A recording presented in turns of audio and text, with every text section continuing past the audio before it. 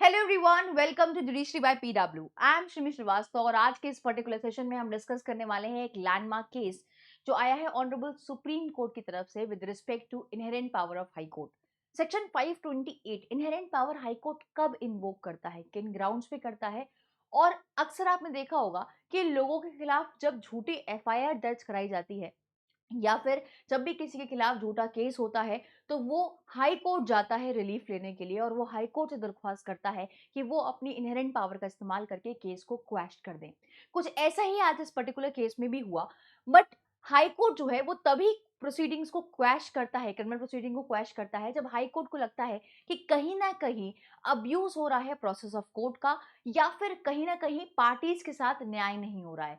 To secure the end of justice and to prevent the abuse of process of court, inherent power का इस्तेमाल high court करती है। आइए जानते हैं आज के इस पर्टिकुलर सेशन में केस के फैक्ट्स क्या थे और ऑनरेबल सुप्रीम कोर्ट ने क्या कहा with respect to false cases. So before I start with the class, अगर आप मुझसे अभी तक टेलीग्राम पे कनेक्ट नहीं हुए हैं तो what are you waiting for. जल्दी से जाके मेरा नाम सर्च करिए श्रीमी श्रीवास्तव और आप मुझसे कनेक्ट कर सकते हैं टेलीग्राम पे। मेरी क्लास की सारी अपडेट, नोटिफिकेशन, कंटेंट, ये सारी चीजें आपको मिल जाएंगी इस टेलीग्राम चैनल पे। अब इस केस में क्या हुआ, ऑनरेबल सुप्रीम कोर्ट की 3 जजेस बेंच थी यहाँ पे, ठीक है। उन्होंने बेसिकली यहाँ पे कहा कि अगर प्रोसिक्यूशन फेल हो जाता है रिबर्ट करने में किसी क्रेडिबल एविडेंस को, तो डेफिनेटली हाई कोर्ट जो है अपनी इनहेरेंट पावर का इस्तेमाल करके प्रोसीडिंग को क्वैश कर सकती है। अब इस पर्टिकुलर केस में प्रोसिक्यूशन और जो डिफेंस था, जो आपका एक्यूज पर्सन था, वो एक सीसीटीवी फुटेज पर रिलाई कर रहे थे, ठीक है। दोनों ही सीसीटीवी फुटेज पर रिलाई कर रहे थे और प्रोसिक्यूशन का जो कंप्लेंट में कहना है अपने, वो इंटायरली जो है वो डिफरेंशिएट हो रहा है और आप कह सकते हो कि जो है वो बिल्कुल भी मैच नहीं खा रहा है उस एविडेंस पे, उस एविडेंस के साथ जिस एविडेंस पे वो रिलायंस प्लेस कर रहे हैं।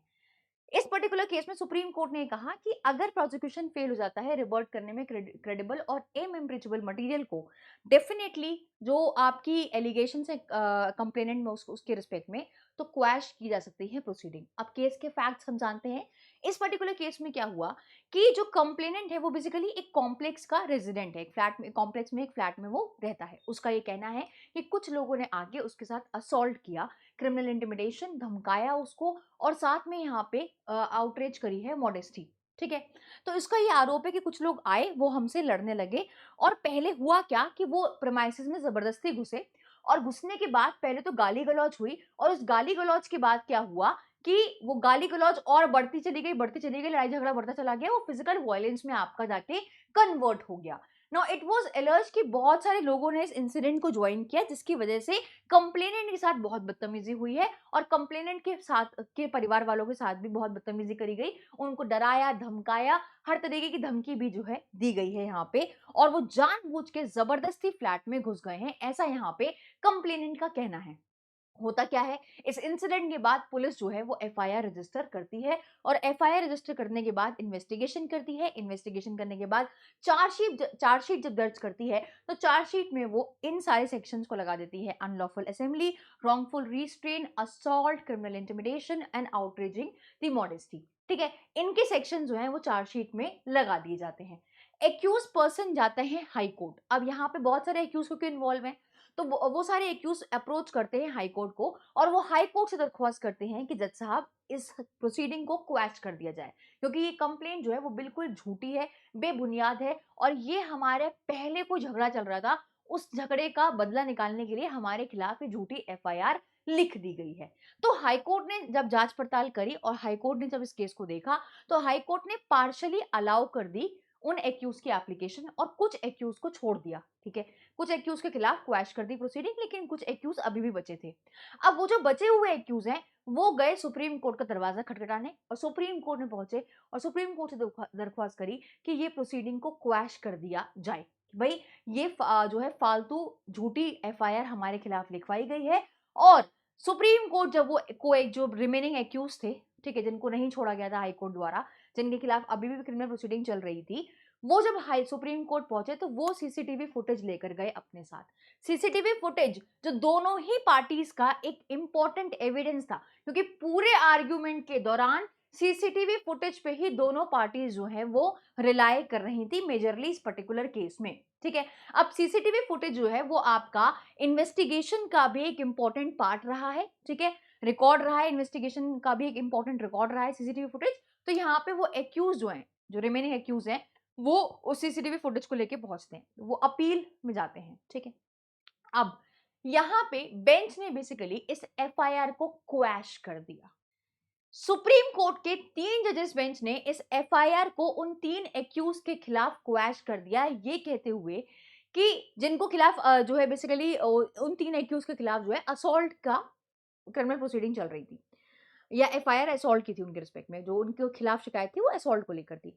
तो इन 3 जजेस बेंच ने, ऑनरेबल जस्टिस के ने क्या किया, क्वैश कर दिया एफआईआर को। अब यहाँ पे जब क्वैश किया एफआईआर को, तो उन्होंने यहाँ पे कहा कि ये जो आरोप लगाए हैं कि वो असॉल्ट कर रहा था उस रेजिडेंट को, वो बेकार है, ठीक है। यहाँ पे उन्होंने सीसीटीवी फुटेज को देखा, सीसीटीवी फुटेज जो बेसिकली प्रोसिक्यूशन के खुद के रिकॉर्ड का एक पार्ट है, वो कंप्लेंट में जो बातें कही गई हैं उससे कॉन्ट्रडिक्ट कर रहा है।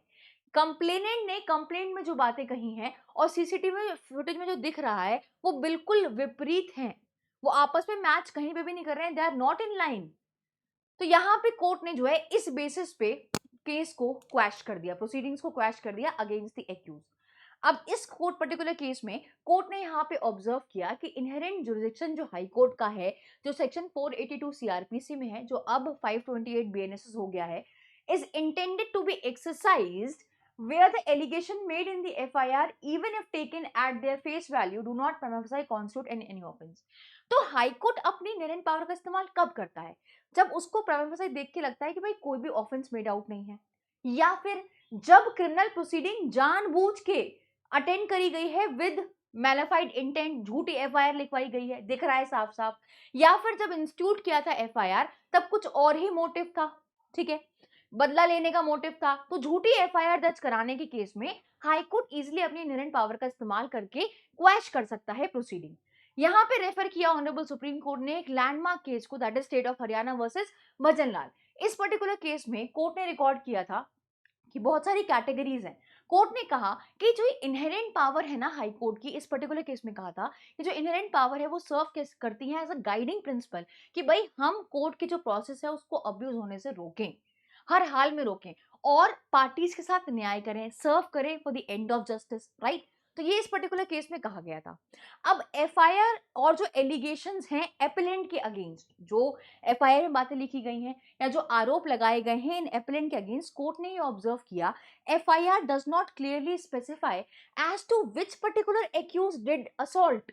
एफआईआर में कहीं में भी ये नहीं लिखा कि भाई कौन से एक पर्टिकुलर एक्यूज ने असॉल्ट किया है, भाई किसने क्या किया है, एक्ट ऑफ असॉल्ट ही साफ साफ मेंशन नहीं है, किस मैनर में असॉल्ट किया है वो भी नहीं लिखा हुआ है। तो कुछ भी जो है एफआईआर में नहीं लिखा हुआ है साफ साफ, ठीक है।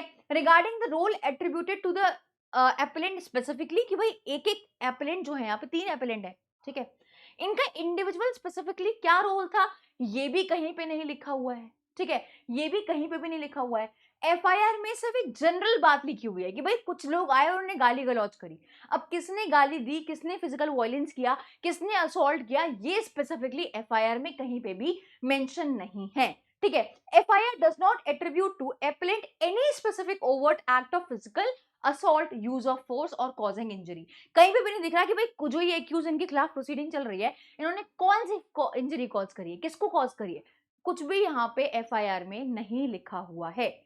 अपार्ट फ्रॉम दैट, जो सीसीटीवी फुटेज कोर्ट ने ऑब्जर्व किया, ठीक है, अब यहाँ पे एपेलेंट उस सीसीटीवी फुटेज में दिख ही नहीं रहे हैं कहीं, एपेलेंट उस सीसीटीवी फुटेज का पार्ट ही नहीं है। उस रेलेवेंट टाइम पे जब ये अपराध हुआ है या जब ये आरोप लगाया गया कि अपराध हुआ है, उस टाइम पे वो एपेलेंट उस पूरी सीसीटीवी फुटेज में कहीं पे दिख ही नहीं रहे हैं, ठीक है। तो यहाँ पे कोर्ट ने ऑब्जर्व किया सीसीटीवी फुटेज को देखने के बाद कि the absence of even the slightest visible act of assault attributable to the appellant in the CCTV footage assumes particular significance in the view of their contention, and that the allegation in the FIR were manifestly intended with malafide। तो यहाँ पे साफ साफ दिख रहा है कि भाई वो जब सीसीटीवी फुटेज में दिख ही नहीं रहे, तो ये साफ दिखता है कि जो एफआईआर दर्ज कराई गई है इन एपेलेंट के अगेंस्ट वो जानबूझ के, दैट इज मैलाफाइड, ठीक है, और यहाँ पे जानबूझ के झूठा केस दर्ज किया है।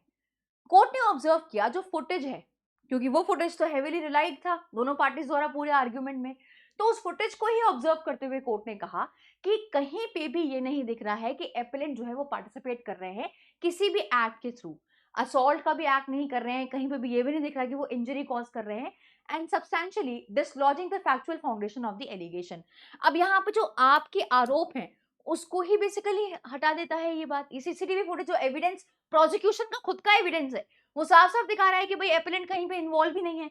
तो यहाँ पे जो स्टैंड जो पर्टिकुलर मटेरियल एविडेंस है that is unrefuted in any meaningful manner, ठीक है। और यहाँ पे कहता है कि भाई अगर वो एब्सेंट है, सीसीटीवी फुटेज में नहीं दिख रहा है, तो हम ये नहीं मानेंगे कि उन्होंने जो है अपराध किया है। सीसीटीवी फुटेज जो मेन एविडेंस उसमें तो वो दिख नहीं रहे। On the witness evidence, the court observed that reliance placed on the said statement in the absence of corroborative material and in the face of contrary electronic evidence collected during investigation is wholly misplaced. So that is also wholly misplaced.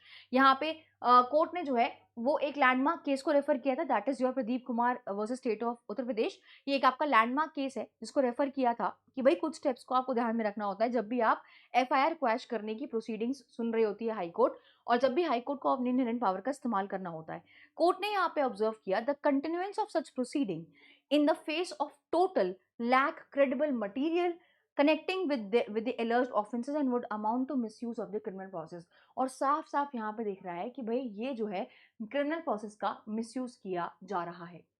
Court ने इस particular case में जो ये आपका judgement है, impugn judgement, और जो order आया था हाई कोर्ट का, cannot be sustain in law and the same deserves to be set aside, उस जजमेंट को सेट असाइड कर दिया। और जो ये एपेलेंट के खिलाफ क्रिमिनल प्रोसीडिंग चल रही थी उसको भी यहाँ पे सेट असाइड कर दिया, क्वैश कर दिया। तो दिस वाज द केस जहाँ पे सुप्रीम कोर्ट ने ये कहा कि बहुत ही वाइसली कोर्ट को अपने इनहेरेंट पावर का इस्तेमाल करना होता है। वो तभी करती है जब दिखता है कि वो झूठी एफआईआर है, तो उस केस में झूठी एफआईआर को क्वैश किया जा सकता है इनहेरेंट पावर का इस्तेमाल करके हाई कोर्ट द्वारा। तो यहाँ पे एपेलेंट को बहुत ही बड़ी राहत मिली सुप्रीम कोर्ट की तरफ से। अगर आप किसी भी स्टेट जुडिशरी एग्जामिनेशन की प्रिपरेशन कर रहे हैं तो I would say you must go and join Navneeti foundation batch, जहाँ पे आपकी कंप्रीहेंसिव तैयारी कर जाती है with respect to judiciary examination. और अगर आप मुझसे अभी तक टेलीग्राम पे कनेक्ट नहीं हुए हैं तो आप मुझे सर्च कर सकते हैं मेरे नाम से, श्रीमी श्रीवास्तव के नाम से आप मुझसे कनेक्ट कर सकते हैं टेलीग्राम पे। With this I would like to end the session. Thank you so much for joining me. See you in some other session. Till then, take care. Bye bye. Thank you.